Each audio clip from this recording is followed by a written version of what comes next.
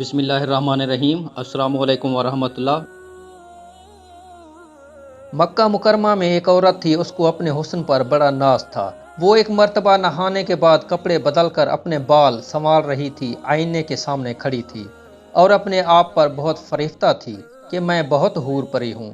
خاوند کو جب دیکھا تو اس نے بڑے ناز نخرے سے بات کی کہ ہے کوئی مرد ایسا جو مجھے دیکھے اور میری تمنا نہ کرے؟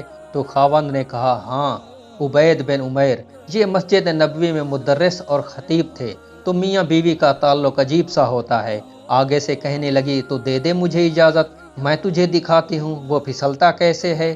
اس نے کہا، ٹھیک ہے، میں اجازت دیتا ہوں۔ عورت کو اجازت مل گئی اور وہ نکلی، پھر مسجد کے دروازے پر آ کر کھڑی ہو گئی۔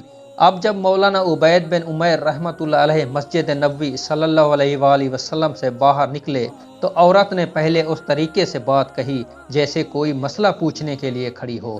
تو مولانا کھڑے ہو گئے۔ اس دوران اس نے اپنے چہرے سے نقاب کو ہٹا دیا۔ اس کا خیال یہ تھا کہ جب وہ میرے حسن و جمال کو دیکھیں گے تو فریفتہ ہو جائیں گے۔